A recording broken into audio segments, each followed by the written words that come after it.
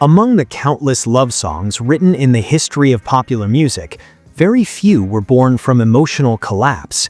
Maybe I'm Amazed is not merely a romantic ballad, it is a document of survival, a confession set to melody, and a reminder that love can arrive not at the peak of success, but at the moment when everything falls apart. For Paul McCartney, the song did not emerge during triumph. It was written in silence, doubt, and despair. The year 1969 is often remembered as a turning point in modern music history. For McCartney, it was also the year his life split in two. In January, he was still standing shoulder to shoulder with the Beatles, recording the ambitious Let It Be project, an album and film that would unknowingly become the band's final chapter. That same month marked the Beatles' last live performance together. On a personal level, McCartney appeared to be entering a golden era. He married American photographer Linda McCartney, adopted her daughter Heather, and later that year welcomed his first biological child, Mary. By all external measures, his life was full of warmth, family, and promise. Then came the moment that shattered everything. John Lennon announced he was leaving the Beatles. In the documentary Man on the Run, McCartney speaks with striking honesty about what followed. He fell into a deep depression. His sense of identity collapsed. Since the age of 15, he had been a Beatle. Nearly all of his songwriting had been shaped through his partnership with Lennon. Without the band, he no longer knew who he was, or whether he could ever write music again. While Lennon described the breakup as like a divorce that opened exciting new possibilities, McCartney felt abandoned. To him, it wasn't liberation, it was the end of a family. He began drinking heavily. He later admitted that he would start drinking whiskey as soon as he woke up because he had nowhere to go. The Beatles had defined his entire adult life.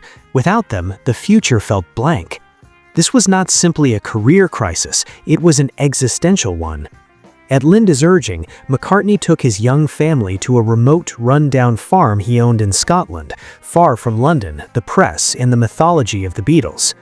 Ironically, his disappearance only fueled one of the strangest pop culture phenomena of all time. After the release of Abbey Road, conspiracy theories exploded, claiming Paul McCartney had died and been replaced by a double.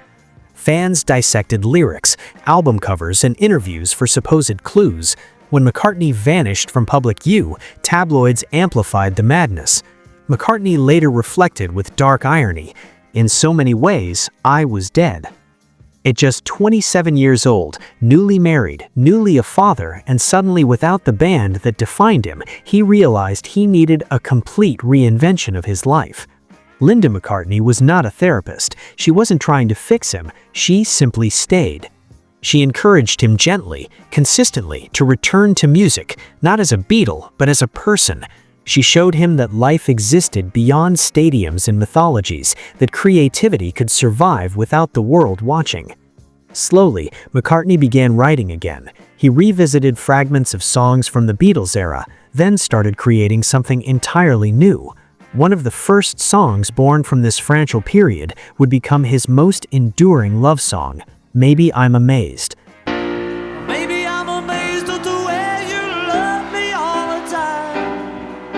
Unlike traditional love songs, Maybe I'm Amazed does not promise certainty or eternal bliss.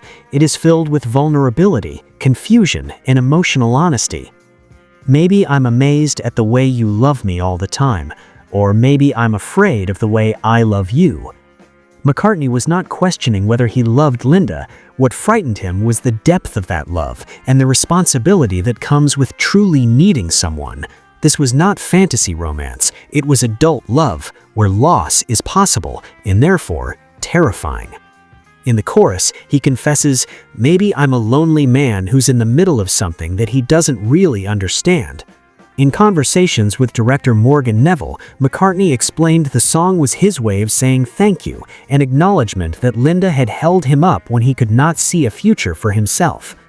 More than 5 decades later, Maybe I'm Amazed remains a fixture in McCartney's live performances. He plays it at nearly every concert, not out of nostalgia, but reverence. The song reminds him of a moment when he nearly lost himself and how love, in its quiet, unglamorous form, pulled him back into the world. Among the vast catalog of songs that changed music history, this one may have done something even more important. It may have saved a life. And perhaps that is truly what makes it the greatest love song Paul McCartney ever wrote.